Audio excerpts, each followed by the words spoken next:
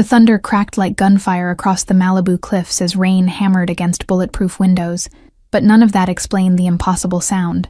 3 deliberate knocks at a door no stranger should have been able to reach. Beckett froze mid-pour, expensive scotch forgotten, because his security system hadn't triggered a single alert. Through the peephole stood a child drenched to the bone, dark hair plastered against pale cheeks, clutching something against her chest with fingers blue from cold. Her eyes met the lens directly, as if she knew exactly where to look, and in that moment, every instinct he'd honed over 15 years screamed that this wasn't random. He opened the door to find her shivering violently, water pooling at her worn sneakers, yet she didn't move or speak. The wind whipped her wet hair across her face, and lightning illuminated the desperation carved into features far too young for such exhaustion. She simply stood there, waiting. "Who sent you?" The question came out harder than intended, but children didn't appear at reinforced doors on cliff tops during midnight storms. Her small hand extended, revealing an envelope so waterlogged the ink had started bleeding through, creating dark rivers across what looked like handwritten script. She still hadn't spoken, and that silence felt more unnatural than her presence. The storm roared behind her, ocean waves crashing against rocks 200 feet below, yet she remained perfectly still, except for the trembling. Her lips were starting to turn purple. Against every protocol he'd established, Beckett stepped aside and gestured her in. She moved with careful steps, leaving wet footprints on marble floors that had never seen a child's presence, her gaze sweeping the space with an awareness that seemed rehearsed. She stopped in the center of his living room, finally turning to face him. The resemblance hit him like a physical blow when she looked up. The specific curve of her eyebrows, the unusual amber flecks in otherwise dark eyes. His mind raced backward through faces and years while she continued watching him with that unnerving patience. She extended the letter again. "My mama said you'd remember her." The words came out hoarse, as if she'd been crying for hours before arriving. Her accent carried traces of somewhere rural, definitely not California, and her clothes smelled of bus stations and desperation. "She said you were the only one." Beckett took the envelope with hands that hadn't shaken during armed negotiations, but trembled now facing this soaked child. The handwriting on the front punched through his defenses, graceful loops he'd last seen on a napkin 5 years ago, a phone number he'd memorized but never called again. The name written there belonged to a past he'd carefully buried. "Where is she?" The question emerged rougher than intended, but the child's expression had already provided the answer. Her chin quivered once before she bit her lip, clearly fighting to maintain the composure someone had coached into her.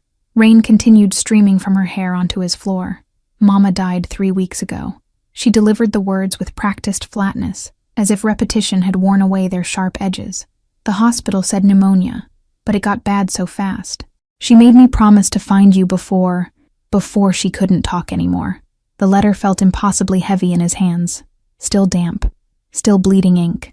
Through the windows behind the child, lightning split the sky again, casting her small shadow across luxury she'd clearly never experienced. She swayed slightly, exhaustion catching up with whatever adrenaline had carried her this far. He broke the seal and unfolded pages that threatened to tear from water damage, and Marlena's handwriting swam before his eyes. The date at the top was barely legible, written just 4 days before this child said she'd died.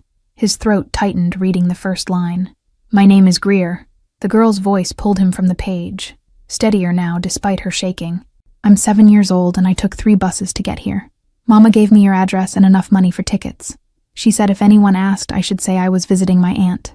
The calculated risk of that plan revealed Marlena's desperation more than any words could. She'd sent their daughter, and the pronoun crashed through his consciousness with brutal certainty, across state lines alone, gambling everything on his reaction. Greer watched him process this with eyes too ancient for her face. "She told me you lived in a castle by the ocean." Greer's gaze drifted to the floor-to-ceiling windows where storm clouds churned above violent waves. "She said you were the bravest person she ever knew, even though you scared other people. She wasn't scared of you."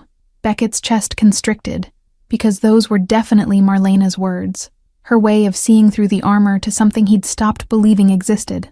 He forced himself to return to the letter, where her handwriting grew shakier as the paragraphs progressed. She'd been dying as she wrote this. The child swayed again, and he caught her elbow instinctively as her knees buckled. She was burning with fever beneath the cold dampness, her skin radiating heat his hand could feel through her thin jacket. How long had she been sick before making this journey?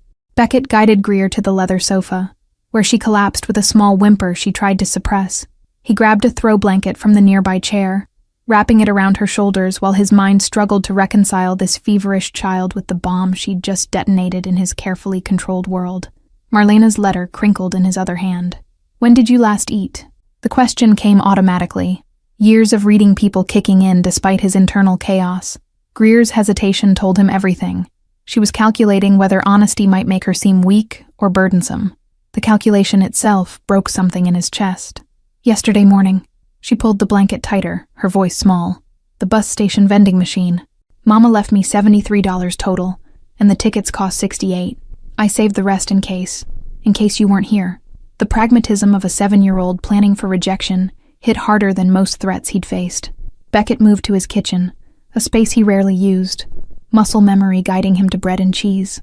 Behind him, Greer coughed, wet and rattling, the kind that demanded medical attention. He returned with a sandwich cut into quarters, watching her attack it with trembling hands while trying to maintain dignity. Marlena had taught her manners even in desperation, each small bite deliberate despite obvious hunger. The resemblance grew stronger with every passing second. Her profile matched memories he'd locked away. "Your mother and I met at an art gallery opening 6 years ago." The words emerged without permission, pulled out by Greer's expectant silence. "She was there covering it for some online magazine, and I was laundering money through the owner." She asked questions that should have made me walk away. But Marlena's curiosity had been infectious rather than threatening. Her genuine interest in the paintings, so different from the calculated networking around them. She'd cornered him near a particularly ugly abstract piece, declaring it pretentious nonsense, and he'd laughed for the first time in months. Greer listened while chewing carefully. "We started meeting at this terrible coffee shop in Santa Monica." The memories flooded back with dangerous clarity. Sunday mornings when his world paused, conversations that stretched for hours. She never asked what I did for work, and I never volunteered the information. For 4 months, I got to be someone normal. Greer swallowed her last bite, eyes fixed on his face with an intensity that mirrored her mother's focus. She was cataloging every micro-expression, learning to read him the way Marlena had. The blanket had slipped from one shoulder, revealing a faded dress that had been mended multiple times. Then someone from my organization saw us together at the pier. Beckett's jaw tightened, remembering that specific Sunday, the phone call that came 30 minutes after he'd kissed Marlena goodbye. My second-in-command called to inform me that fraternizing with civilians, especially journalists, violated every security protocol we had. He strongly suggested I end it. He'd spent 3 days convincing himself that cutting contact was protecting her, that his world would eventually consume anything good it touched. The 4th day, he'd shown up at her apartment to explain why they couldn't continue. Marlena had listened quietly, then asked a single question that gutted him. She wanted to know if you actually cared about her, or if she'd just been entertainment. Greer's voice carried no accusation, just stating facts she'd obviously been told. "Mama said you walked away without answering, and she understood that silence meant goodbye. She never blamed you." The sandwich plate sat empty between them, crumbs the only evidence of her hunger. Beckett forced himself to return to Marlena's letter, where her handwriting deteriorated further down the page. She'd discovered the pregnancy 2 weeks after their final conversation. "I found out I was carrying you the same day I accepted a job in Nevada." Greer recited the words as if she'd heard this story many times. Mama said she almost called him, but then she researched his name properly. She found articles about violence and arrests.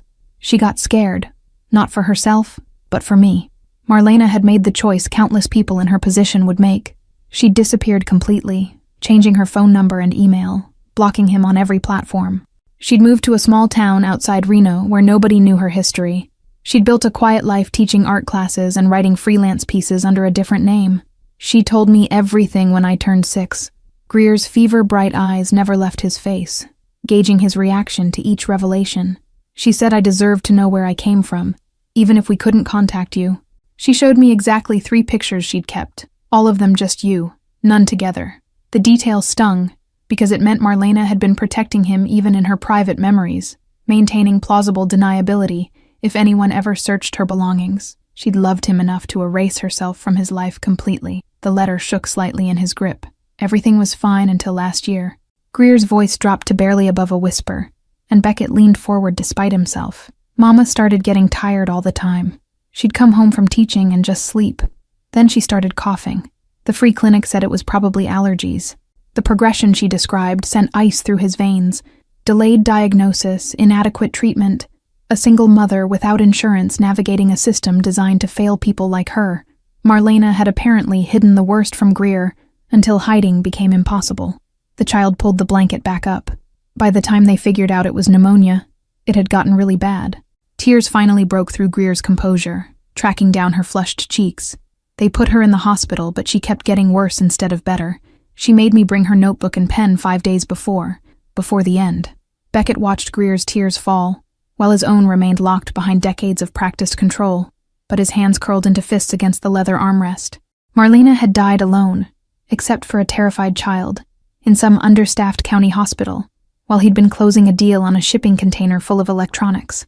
The timing felt like cosmic punishment. She wrote you 4 pages. Greer wiped her face with the blanket, leaving damp streaks on the expensive fabric. It took her 2 days because her hands kept shaking. The nurses said I had to leave at night, but I snuck back in through the service entrance. I read her the words to make sure they made sense. The image of this small girl coaching her dying mother through a final letter shattered something fundamental in his chest. He unfolded the remaining pages, where Marlena's handwriting devolved into barely controlled scrawls. Her message started with an apology he didn't deserve, and ended with a request that terrified him. "Mama said you'd want proof." Greer's practical tone cut through his reading. She put my birth certificate in the envelope with her letter, also a DNA test kit, the kind you can mail in. She said you'd need documentation if you decided to, if you wanted to keep me. The clinical preparation in Marlena's dying days revealed how thoroughly she'd thought this through. She'd known he'd question, would need verification before upending his existence for a child who might not be his. The birth certificate listed father as unknown, protecting him even in official records. "There's more stuff in my backpack." Greer gestured weakly toward a small bag he hadn't noticed by the door, camouflage pattern with a broken zipper. Mama's death certificate, medical records from the hospital, a paper saying I don't have any other family.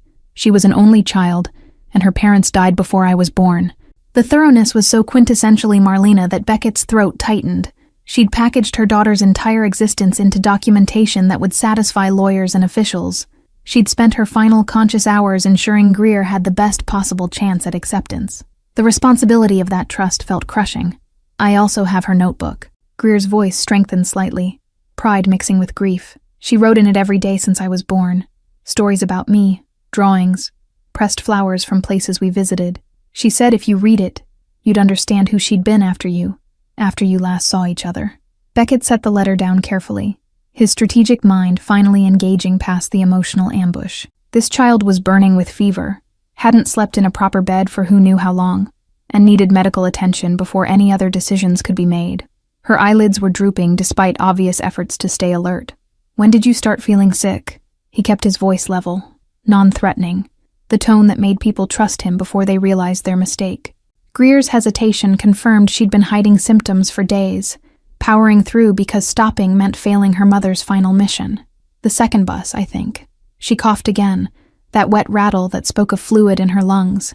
"It got cold when we went through the mountains. My jacket isn't very thick, but I couldn't stop. Mama said I had to get here, had to make sure you got her letter personally." The determination in those words came straight from Marlena's stubborn core, that refusal to quit that had first attracted him. Greer had inherited more than just physical features. She'd absorbed her mother's steel spine and devastating single-mindedness. She swayed where she sat, fever clearly spiking. "There's a guest room upstairs." Beckett stood, decision made despite his complete lack of preparation for this scenario. "You need sleep, and tomorrow we're seeing a doctor. Everything else can wait until you're not running a fever high enough to fry an egg."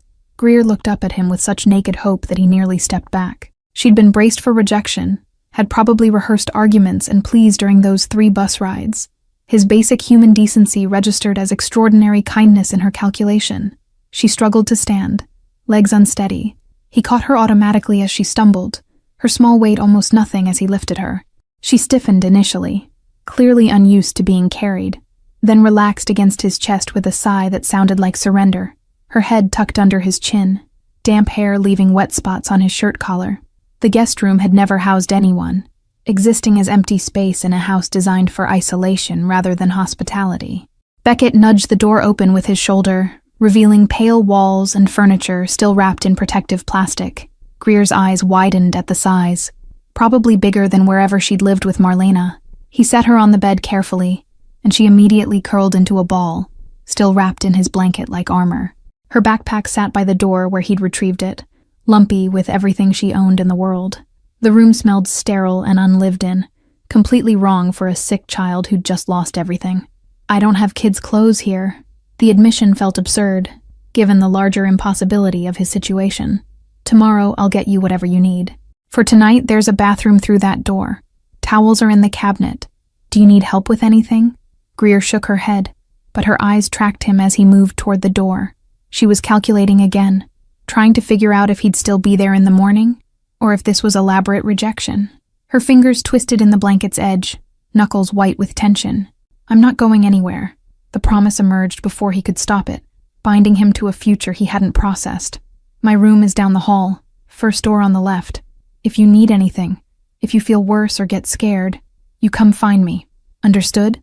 She nodded slowly, some tension releasing from her small shoulders. Outside the windows, the storm had finally started to break, rain gentling to a steady patter against glass. Lightning flashed once more, illuminating Greer's face, Marlena's cheekbones, his eyes, a combination that erased any lingering doubt about paternity.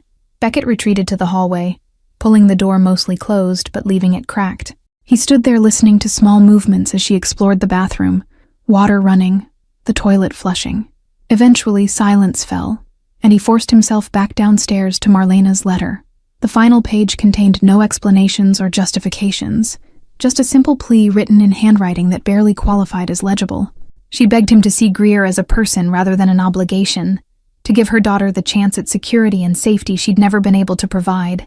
She asked for nothing for herself, not even forgiveness. Morning arrived with unexpected sunshine, the storm's violence replaced by crystalline light streaming through floor-to-ceiling windows that revealed the Pacific's deceptive calm. Beckett had spent most of the night on his leather sofa. Marlena's letter read so many times the paper had started to soften at the creases. Sleep had come in fragments, interrupted by listening for sounds from upstairs. Greer appeared in the kitchen doorway at 7:30, still wearing yesterday's clothes, hair tangled and face flushed with lingering fever. She'd wrapped herself in the blanket like a cloak, dragging it behind her as she navigated unfamiliar hallways. Her eyes were puffy from crying she'd clearly tried to muffle in the pillows. "There's a coffee maker, but I don't know what kids drink." Beckett's admission of incompetence felt safer than pretending expertise he didn't possess. The kitchen suddenly seemed enormous and threatening with her small presence in it, all sharp corners and appliances designed for someone who rarely cooked. She studied the marble island between them. "Mama usually made me oatmeal." Greer's voice came out raspy, her cough punctuating the sentence. "But I can eat cereal if that's easier. I'm not picky." She always said being picky was a luxury we couldn't afford. The casual mention of poverty stung worse than any accusation could have. While he'd been expanding his empire and sleeping in Egyptian cotton sheets, Marlena had been teaching their daughter that food preferences were financial indulgences. He opened cabinets he'd never explored, finding them embarrassingly bare except for protein powder and expensive coffee beans. "I'm calling a doctor to come here." He pulled out his phone, already scrolling through contacts. "Then we're getting you actual food and clothes that fit. After that, we'll figure out the rest." Greer's shoulders relaxed fractionally at the concrete plan, though wariness remained in her amber-flecked eyes. She climbed onto a bar stool with effort, the blanket pooling around her feet. Through the windows behind her, early morning surfers dotted the waves like seals, their world continuing oblivious to the revolution happening in his kitchen. The doctor arrived within 40 minutes, a discreet concierge physician who'd treated enough unusual situations to ask no questions about the feverish child at a bachelor's cliffside fortress. She examined Greer in the guest room while Beckett paced the hallway, catching fragments of gentle questions and Greer's cautious responses. The exam lasted 30 minutes that felt like hours. Bronchitis verging on pneumonia, definitely not helped by stress and inadequate nutrition. Dr. Shaw emerged with a prescription list and stern expression. She needs antibiotics, rest, and proper meals. Also, someone watching her constantly for the next 72 hours. If that fever spikes above 103, she goes to an ER immediately. The clinical assessment didn't capture Greer's hollowed cheeks or the way her collarbone protruded too sharply beneath thin fabric. Beckett took the prescriptions, already calculating which pharmacy would fill them without questions and deliver within the hour. Dr. Shaw's knowing look suggested she'd made similar calculations about his life before. She's also emotionally exhausted. Elaine, the doctor's voice dropped lower, professional distance cracking slightly. That child has been holding herself together through pure willpower. Now that she's delivered her mother's message, the adrenaline is crashing. Don't be surprised if she sleeps for 16 hours straight once the antibiotics kick in. Beckett returned to find Greer exactly where he'd left her, perched on the bed's edge like a bird ready to flee. She'd been examining the room's expensive emptiness, art-free walls, furniture without personality, space that existed as concept rather than home. Her small backpack sat beside her, everything she owned compressed into camouflage nylon. The doctor says you'll feel worse before you feel better. He handed her a bottle of water from the mini-fridge he hadn't known was stocked. Antibiotics should arrive in an hour. Until then, you're staying in bed. She accepted the water but didn't drink, just held it between both hands as if warming herself. Her gaze drifted to the windows where morning light painted everything gold, so different from whatever rooms she'd known before. A question formed and died on her lips, uncertainty written across features still learning to trust. Ask whatever you want. Beckett surprised himself with the invitation. I won't lie to you, even if the truth is complicated. Greer's fingers tightened around the water bottle, plastic crackling under pressure. She took a breath that turned into another coughing fit, her whole body shaking with the force of it. When she could speak again, her voice emerged smaller than before, but determined nonetheless. Are you going to keep me? The question landed like a grenade between them. Mama said you were good even though people thought you were dangerous. She said you'd never hurt a kid, but she also said you lived alone because your work was too important for family. So I need to know if I should start figuring out Plan B. The existence of a Plan B, a 7-year-old's contingency for rejection, crystallized everything wrong with the situation Marlena's death had created. Greer watched him with the wariness of someone who'd learned early that adults made promises they didn't keep. She'd prepared herself for the worst, while hoping desperately for something better. I'm not sending you anywhere. The commitment came easier the second time, settling into certainty despite its massive implications. You're staying here. We'll make it legal.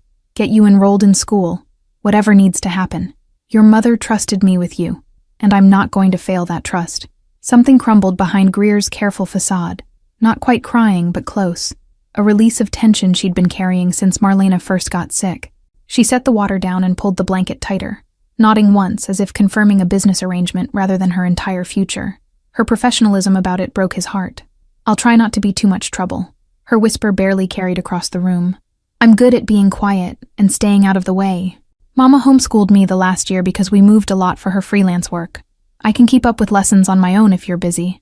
The picture she painted of her previous life, constantly relocating, making herself invisible, learning independence as survival skill, stood in sharp contrast to the stability she deserved. Beckett moved to the window, looking out at the ocean rather than her two knowing eyes. A container ship crawled across the horizon, its progress steady and predictable. My work involves things I can't discuss. He chose his words carefully, aware she'd eventually learn exactly what he did. But it doesn't mean I'm too busy for you. Starting today, my priorities are different. You're not an inconvenience or a problem to manage. He couldn't finish the sentence, because claiming her as daughter felt presumptuous before DNA confirmation. But leaving her as random child felt like betrayal. Greer saved him from the semantic trap, with the perceptiveness Marlena had wielded like a weapon. Her small voice filled the silence with devastating accuracy. Mama said you were probably scared of being responsible for someone you could actually hurt, just by caring about them. She repeated the words like memorized scripture. She said that's why you walked away, not because you didn't love her, but because you did. She understood, even when it broke her heart. The antibiotics arrived via courier at 9:15, delivered in a plain bag that revealed nothing about the prescription inside, or the doctor who'd authorized it.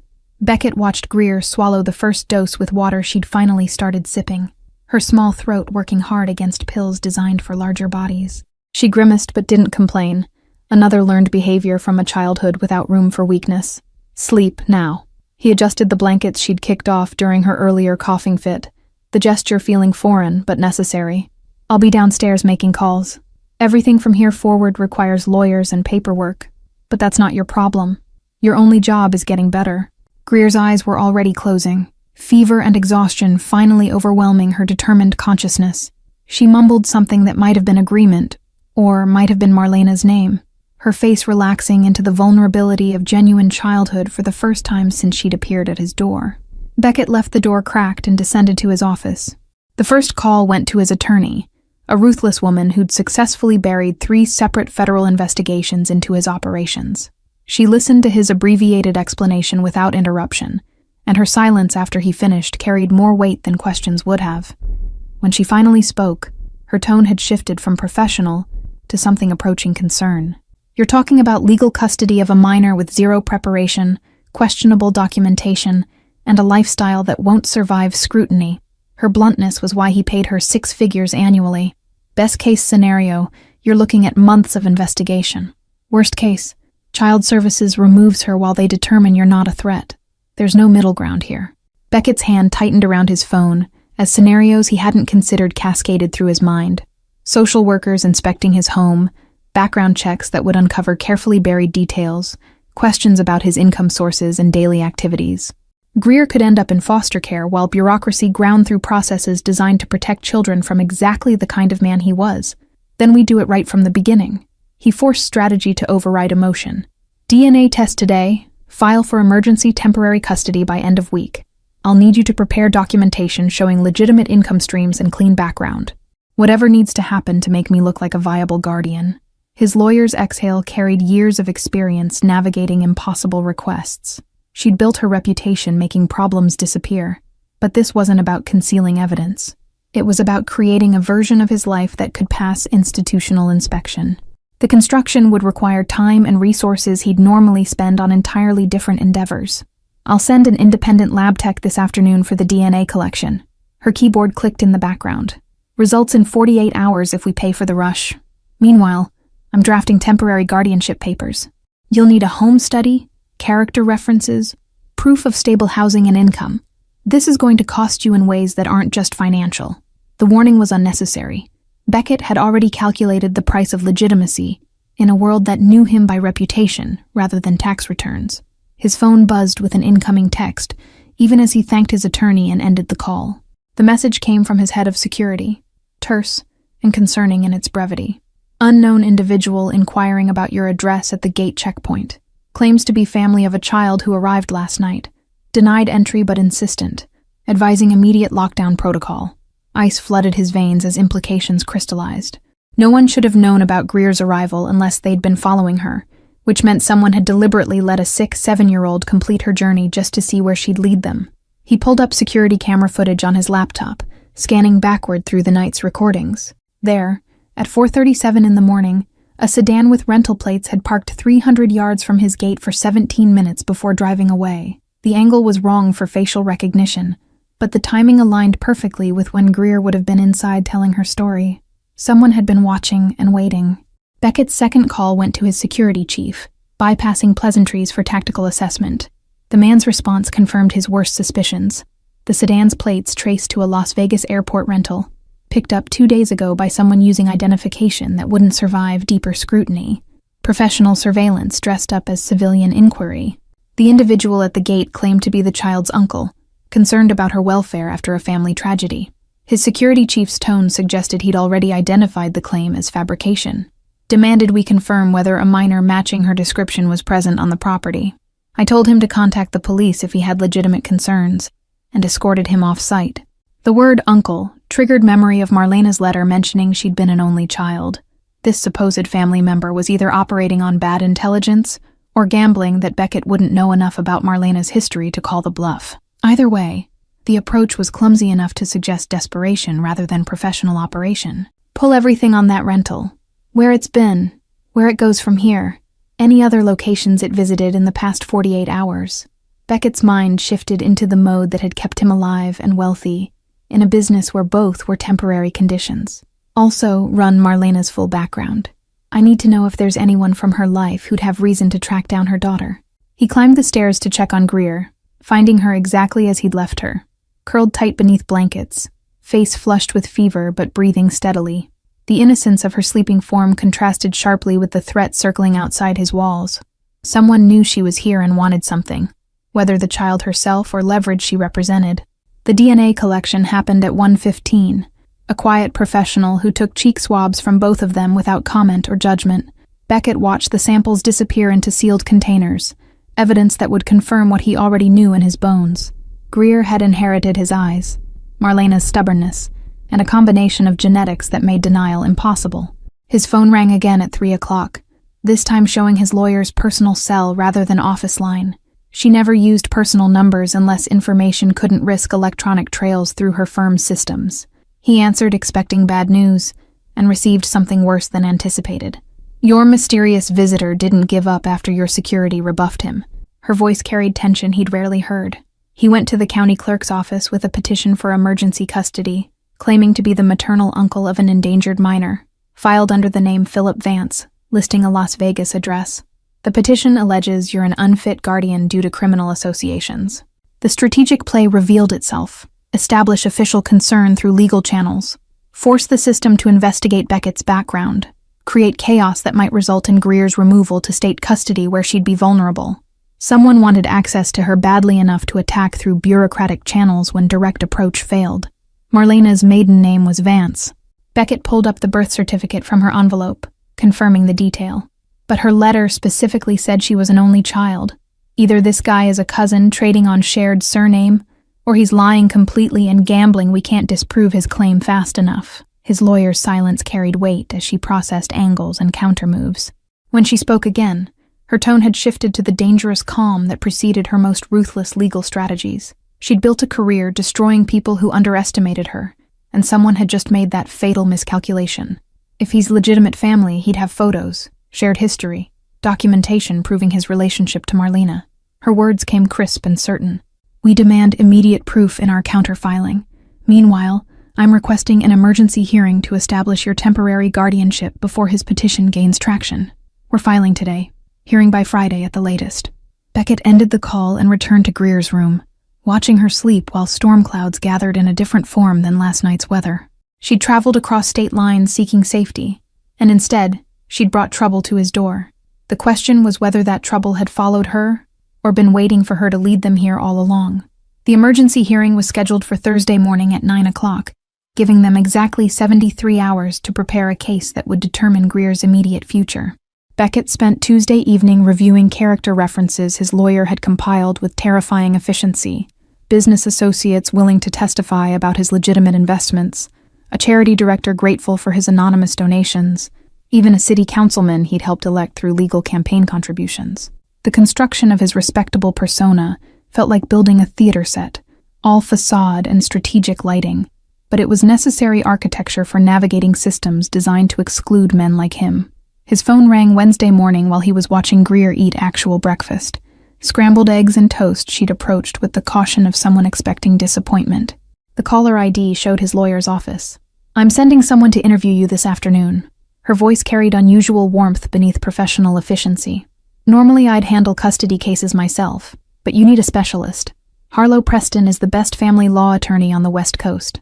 She's expensive, brilliant, and has a personal history that makes her particularly effective in unusual circumstances. The name meant nothing to him, but his lawyer rarely made recommendations without strategic reasoning. He agreed to the 3 o'clock meeting and returned his attention to Greer, who'd finished her eggs and was studying his kitchen with the analytical focus she brought to everything. Her fever had broken overnight, leaving her weak, but noticeably more present. Someone's coming to talk to us today. He kept his tone casual, aware that every adult conversation now required translation for a 7-year-old audience. A lawyer who specializes in families. She'll ask questions about your mom, about how you ended up here. Just tell her the truth. That's all anyone needs. Greer nodded slowly, fingers tracing patterns in her toast crumbs.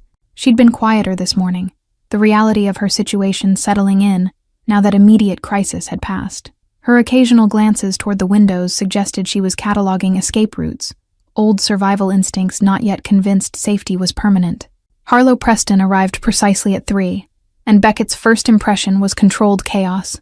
Expensive suit slightly rumpled, leather briefcase covered in travel stickers, dark hair escaping from pins that had clearly lost their battle hours ago. She moved with the confidence of someone who'd stopped caring about conventional presentation because her results spoke louder than her appearance. You must be Beckett. She extended her hand with a grip that matched his own pressure. "And you're Greer. I brought something for you."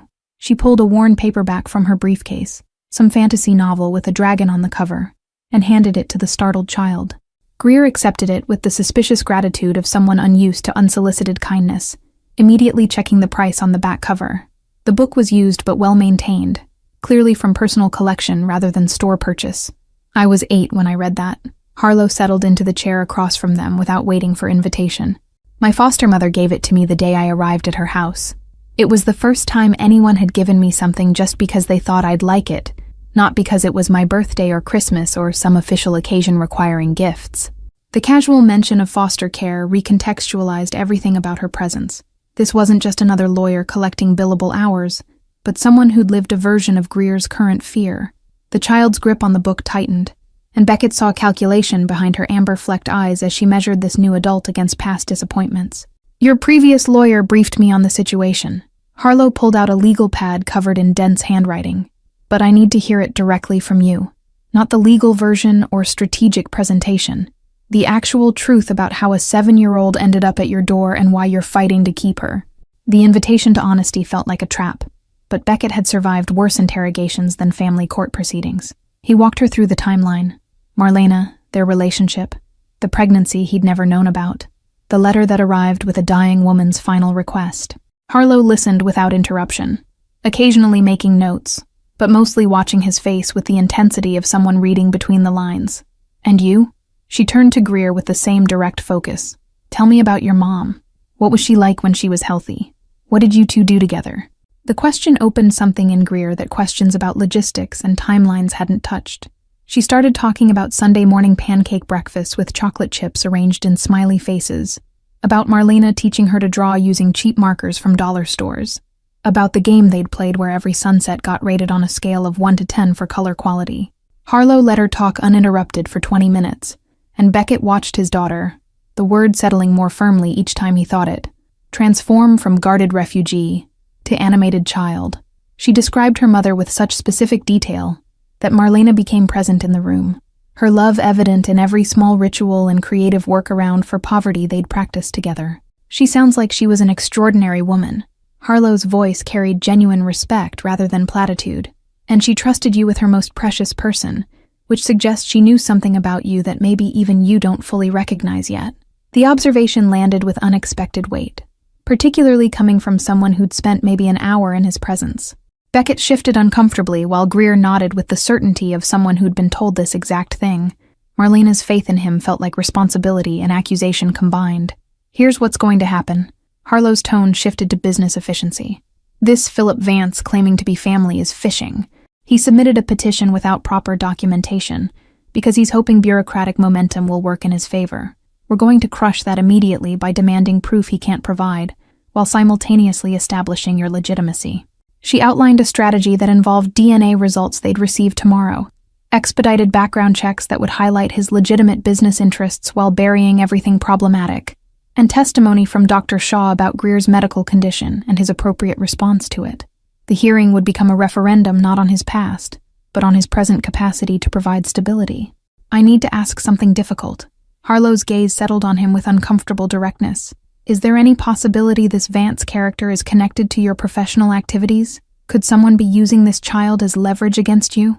The question he'd been avoiding crystallized into focus. His enemies were numerous and creative, and a vulnerable child represented opportunity for those who'd failed to find other weaknesses. But the timing suggested something different. Vance had moved too quickly, known too much about Greer's arrival, operated with the desperation of someone racing against a deadline. "I think he was following Marlena before she died." The theory formed as he spoke it aloud, waiting to see what she'd do with her daughter, maybe hoping to intercept the child before she reached me. When Greer completed her journey successfully, he had to shift tactics. Harlow's expression suggested she'd reached similar conclusions. She turned to Greer with a gentleness that didn't diminish her directness. "Did anyone approach you during your bus trips? Ask questions about where you were going or who you were visiting?" Greer's face scrunched in concentration, replaying memories of a journey that must have been terrifying despite her brave recounting of it. Her fingers stilled on the book's cover as something surfaced. "On the second bus, a man asked if I was traveling alone. He seemed worried, said kids shouldn't be by themselves, I told him I was meeting my aunt in Los Angeles like Mama taught me to say. What did he look like? Beckett kept his voice calm despite adrenaline sharpening his focus. Greer's description came haltingly. Tall, maybe 40, wearing a college sweatshirt with a logo she couldn't remember. Baseball cap pulled low. Generic enough to be anyone, specific enough to confirm she'd been marked. He got off at the next stop. Greer's voice dropped to a whisper. But I saw the same sweatshirt at the Los Angeles station. Maybe it was a different person. Or maybe I was just scared and seeing things. I hid in the bathroom until my next bus was boarding. The 7-year-old's survival instincts had likely saved her from direct approach, forcing Vance to track her final destination rather than intercept mid-journey. Harlow made notes with sharp, angry strokes, her professional mask cracking to reveal fury at adults who'd terrorize a grieving child. When she looked up, her expression promised consequences. Thursday's hearing just became about more than custody. Her words carried the weight of declared war.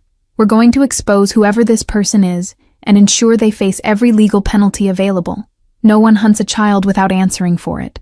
Thursday morning arrived with fog rolling off the Pacific, shrouding the cliffside house in gray that matched Beckett's mood as he adjusted his tie in the mirror. He'd chosen the most conservative suit he owned, transforming himself into the kind of man judges trusted with vulnerable children. The performance felt necessary and dishonest in equal measure. Greer emerged from her room wearing new clothes Harlow had delivered yesterday, a simple dress in navy blue that made her look simultaneously older and more fragile. She'd attempted to brush her hair into submission, the result lopsided but earnest. Her hands twisted together with nervous energy that no 7-year-old should carry into a courtroom. Remember what we talked about? Harlow appeared in the hallway, her own armor of pressed suit and controlled hair transforming yesterday's casual warmth into courtroom weapon. You tell the truth. If you don't understand a question, you say so. If you need a break, you tell the judge. No one expects you to be perfect. They expect you to be honest. The drive to the courthouse passed in tense silence, Beckett's security detail following at discreet distance, while Greer pressed her face against the window, watching unfamiliar neighborhoods slide past. She'd never been to Los Angeles proper, and the density of buildings and people seemed to overwhelm her rural sensibilities. Her breathing quickened as they approached the brutalist concrete structure housing family court. Philip Vance waited in the hallway outside the courtroom, and Beckett cataloged details with practiced assessment. Expensive watch that didn't match his off-rack suit, shoes too new to be regularly worn, nervous energy of someone playing a role. The man's gaze locked onto Greer, with an intensity that made her shrink behind Beckett's legs. Whatever his agenda, it centered entirely on the child. That's her, right? Vance addressed his own attorney, a tired-looking public defender who seemed to regret taking this case. She looks just like my sister did at that age. I'd know my own niece anywhere. The claim rang hollow, because he'd just admitted he'd never actually met Greer before, undermining his entire petition with desperate overreach. Harlow's expression suggested she'd caught the same slip, her legal pad already recording the self-inflicted wound. She positioned herself between Vance and Greer with deliberate physicality. Judge Morrison entered at precisely 9 o'clock, a woman in her 60s whose reputation for no-nonsense rulings preceded her. She surveyed the assembled parties with the exhaustion of someone who'd seen every variation of family tragedy and dysfunction. Her gaze lingered on Greer with something approaching sympathy before hardening into professional assessment. This is an emergency petition for temporary custody filed by Philip Vance regarding a minor child named Greer. The judge's voice carried the weight of absolute authority.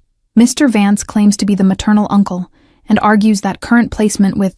She consulted her papers. Beckett Hayes presents danger to the child's welfare. Mr. Hayes has counterfiled for emergency temporary guardianship. We'll hear Mr. Vance's evidence first. Vance's attorney stumbled through an opening statement that relied heavily on emotional appeals about family bonds while providing zero documentation of actual relationship. He presented no photos, no correspondence with Marlena, no evidence of existence in her life or Greer's. His entire case rested on shared surname and self-proclaimed concern for a niece he'd never tried to contact until she'd inconveniently landed with someone else. Do you have any proof of your biological relationship to the deceased mother? Judge Morrison's interruption cut through the attorney's rambling. Birth certificates, family photos, witnesses who can testify to your presence in her life. The silence that followed spoke volumes. Vance's attorney shuffled papers with increasing desperation, while his client's face reddened with poorly concealed anger. Finally, the lawyer admitted they were still gathering documentation, but insisted blood relationship was obvious, given physical similarities. The judge's expression suggested she'd heard more convincing arguments from parking violators. What was your sister's favorite color? Harlow's question came during her cross-examination. Deceptively simple and absolutely devastating. Vance blinked, mouth opening and closing without sound. What instrument did she play in high school? What was her college major? Where did she work before she died? Basic information any sibling would know. Vance's continued silence answered more effectively than words could have. He'd gambled that documentation gaps wouldn't matter if he moved quickly enough, that the system's default protectiveness toward biological family would override scrutiny of his claims. Instead, he'd revealed himself as exactly what Beckett suspected, an opportunist with an agenda that had nothing to do with Greer's welfare. I knew Marlena through mutual friends. The admission emerged grudgingly, his cover story collapsing under minimal pressure. When I heard she died leaving a child alone, I felt obligated to step forward. The kid deserves family, not some, he gestured toward Beckett with barely concealed contempt, criminal raising her in whatever dangerous world he operates in. The outburst confirmed his strategy. Discredit Beckett so thoroughly that even a false uncle looked preferable. Judge Morrison's expression shifted from skeptical to actively hostile as she made notes that couldn't bode well for Vance's petition. Harlow let the silence stretch, giving his words time to fully incriminate him before proceeding. Let's discuss how you learned about Marlena's death and her daughter's whereabouts. Harlow's tone remained pleasant, despite the trap she was setting. The deceased lived in Nevada under a different name, working freelance with minimal online presence. Her death wasn't widely reported, yet you somehow knew she'd died, knew she had a daughter, and knew exactly when that child would arrive at Mr. Hayes's residence. Explain that timeline. Vance's face cycled through expressions as he calculated how much truth he could afford to reveal. His attorney placed a restraining hand on his arm, clearly recognizing the legal quicksand opening before them. The pause extended uncomfortably while Judge Morrison's impatience became palpable. When Vance finally spoke, his words emerged too carefully. I had been in contact with Marlena recently regarding family matters. The lie was evident in his inability to maintain eye contact. She mentioned her health concerns and her daughter's future. When I learned of her death through channels, I naturally wanted to ensure the child's safety. Harlow smiled with the satisfaction of someone whose opponent had just walked into prepared territory. She pulled documents from her briefcase with theatrical precision, handing copies to the judge and Vance's attorney. Phone records, Marlena's final medical records, statements from her landlord and neighbors, none of them mentioning anyone matching Vance's description or any family contact in her final months. These records show Marlena specifically told her hospice nurse that she had no living family except her daughter. Harlow's voice remained steady as she demolished Vance's narrative. She made arrangements to ensure Greer would reach Mr. Hayes precisely because he was the only person she trusted.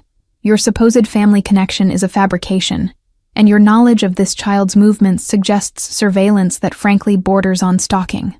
Judge Morrison's ruling came swiftly, after 15 minutes of deliberation that felt like hours.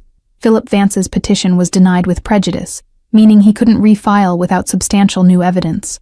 She granted Beckett emergency temporary custody for 90 days, contingent on home studies and follow-up evaluations.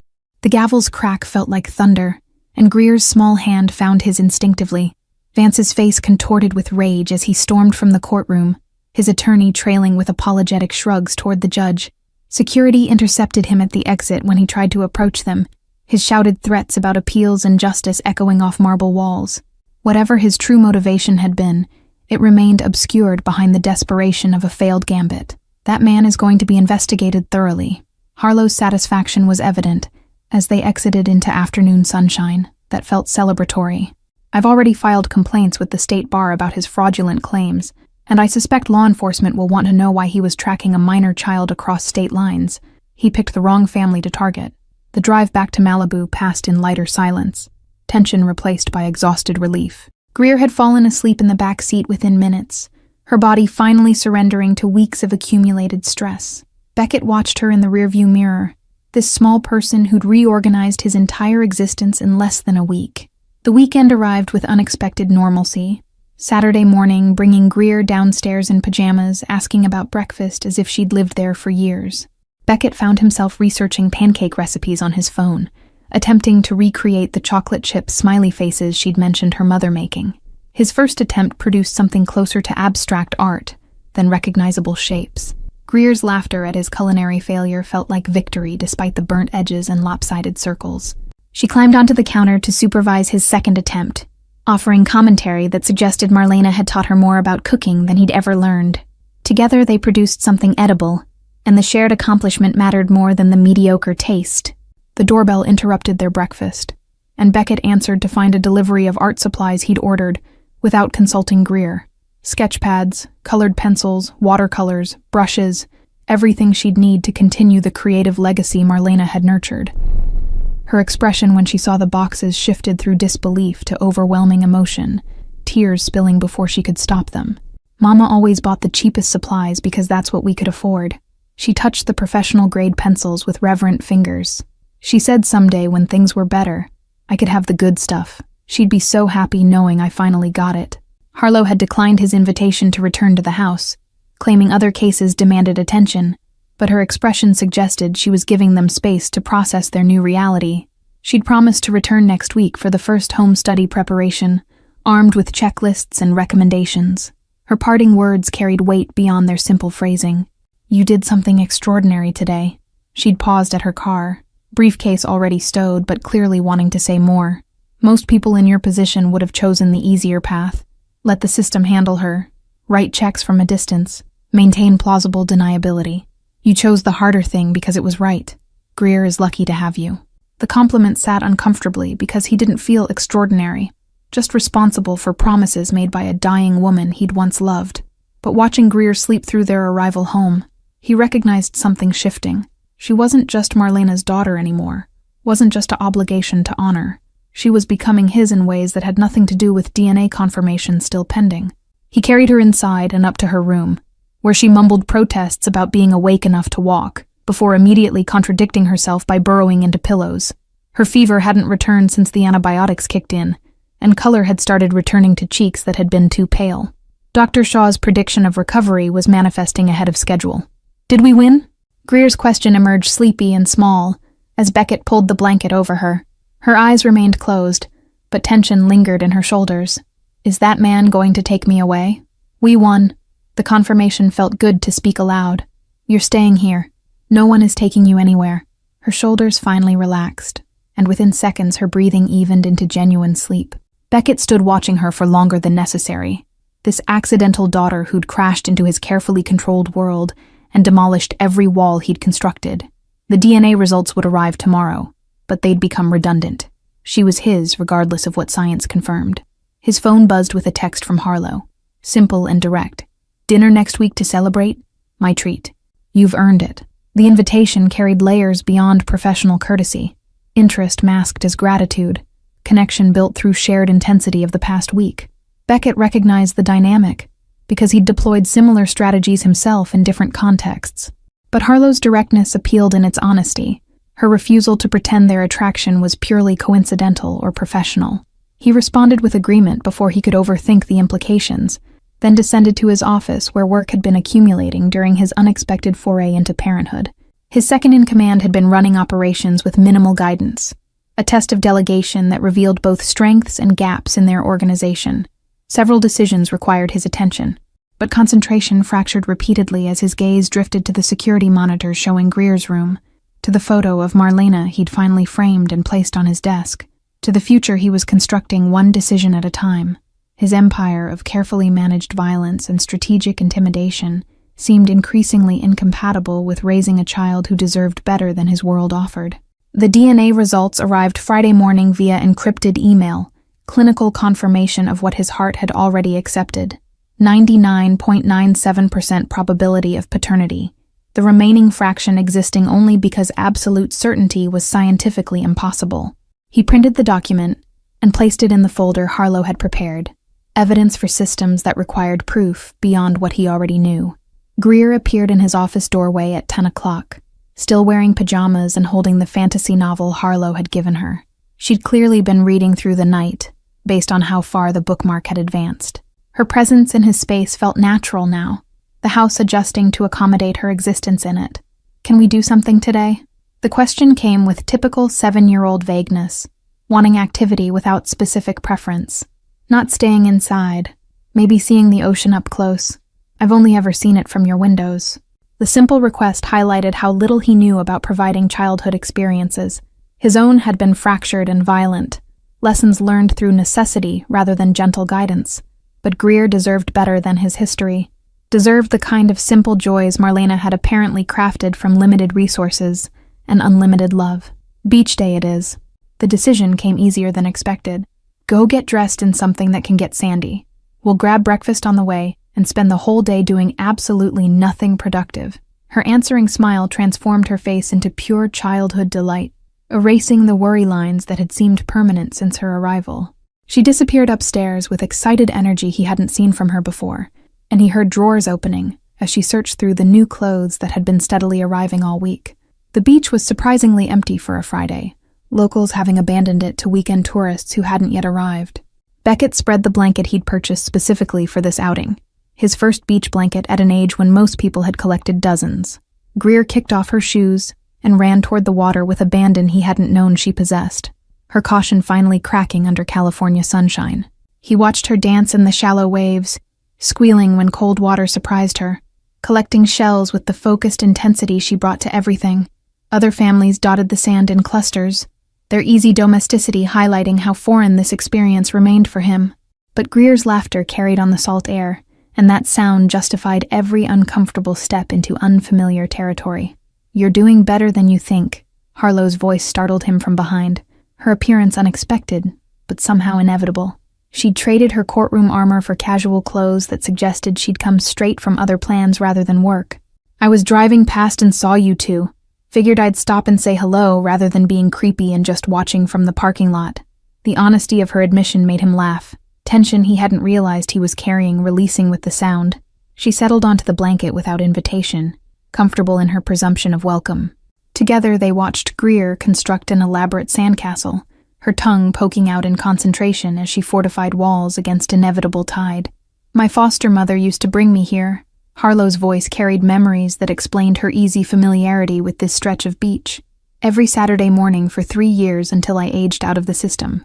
She'd pack terrible sandwiches with too much mayonnaise, and we'd sit exactly here watching the surfers. Those mornings saved my life in ways I didn't understand until much later." The shared history created bridge between his world and hers, their respective paths to this moment converging through different brands of survival. Greer noticed Harlow's presence and waved, her suspicion of new adults clearly diminishing when they appeared in positive contexts. She returned to her construction with renewed focus, occasionally glancing back to ensure they remained present. "I meant what I said about dinner." Harlow's directness cut through any pretense about her intentions. "Not as your lawyer. We can keep that relationship completely separate. As someone who'd like to know you better outside of crisis management and custody hearings, if that's something you'd be interested in exploring." Beckett studied her profile as she watched Greer, noting the softness beneath her professional sharpness, the vulnerability in admitting interest, rather than waiting for him to make first moves. His life had been constructed around control and strategic advantage, but something about her straightforward approach bypassed his usual calculations. He found himself wanting to say yes, for reasons that had nothing to do with strategy. "Dinner sounds good." His acceptance came without the hedging he'd normally employ. "Next Friday? Somewhere that serves terrible mayonnaise sandwiches in honor of your foster mother's questionable culinary skills." Her laugh was genuine and unguarded, transforming her face into something younger than courtroom battles had left it.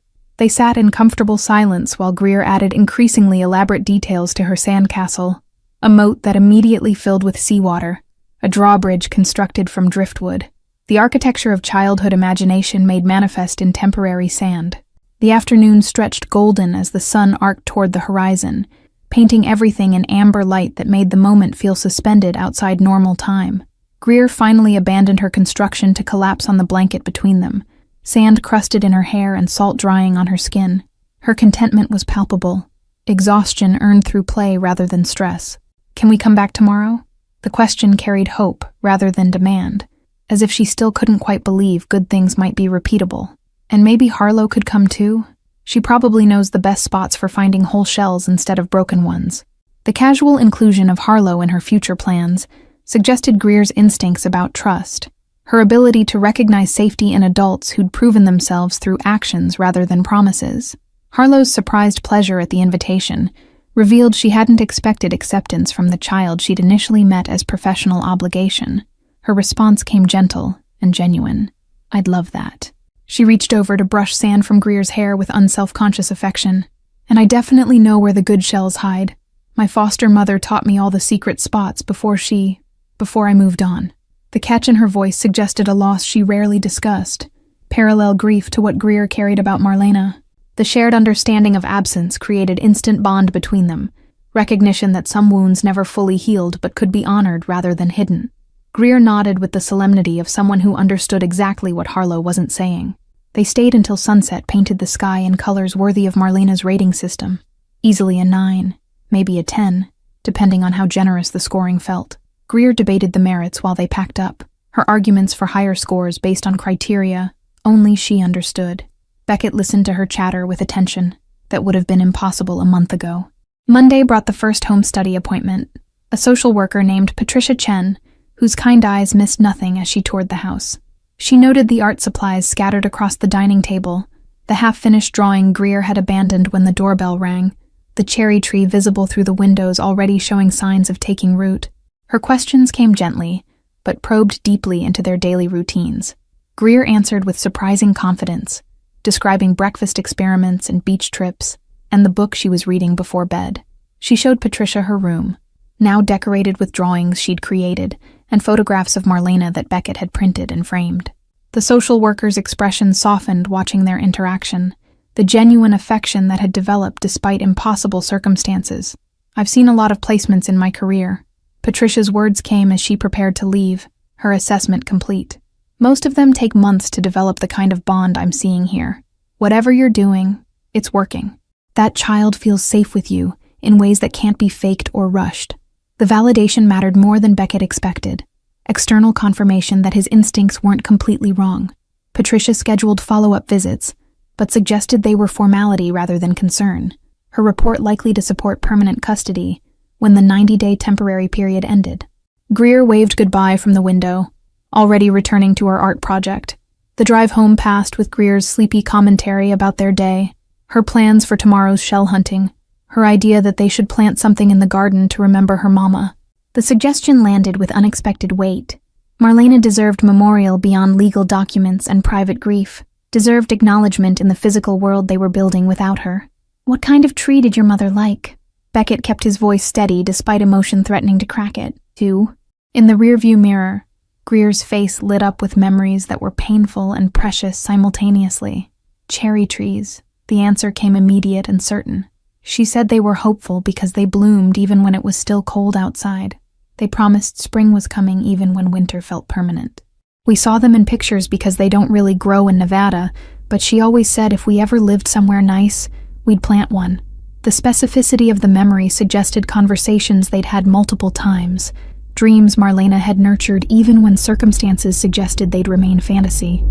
Beckett made mental notes about sourcing a cherry tree, about creating the garden space Greer had envisioned, about building memorial that honored the woman who'd trusted him with everything that mattered. Sunday morning dawned clear and perfect, the kind of California day that justified the state's impossible cost of living. The cherry tree arrived at 10 o'clock, a young sapling with delicate branches that promised future blossoms. Greer supervised its placement in the garden, with the seriousness of someone orchestrating something sacred, directing the landscapers with precision about angle and depth. Harlow appeared as they were tamping soil around the base, carrying a bag from a garden center that revealed her own preparation for this moment. She pulled out smooth river stones and a metallic garden marker, components for memorial that went beyond simple planting. Together, the three of them arranged stones in a circle around the tree's base, while Greer decided what words should mark her mother's memory. "Marlena, who made every sunset beautiful and taught me that cherry trees bloom in winter." Greer's words were simple and perfect, capturing essence rather than attempting comprehensiveness. Harlow transcribed them onto the marker with careful lettering, creating permanence from temporary grief. They stood in silence as she pressed it into the earth. "Thank you for taking care of me." Greer's whisper was directed at the tree, at her mother's memory, at the universe that had delivered her to this unlikely sanctuary. "I'm going to be okay here. He's scary to other people, but you were right. He's not scary to us." Beckett's throat tightened at the assessment delivered with 7-year-old certainty, at the trust he'd somehow earned despite his complete lack of preparation for this role.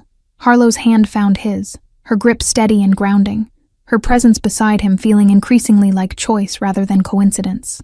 Above them, the young cherry tree's branches moved in the ocean breeze.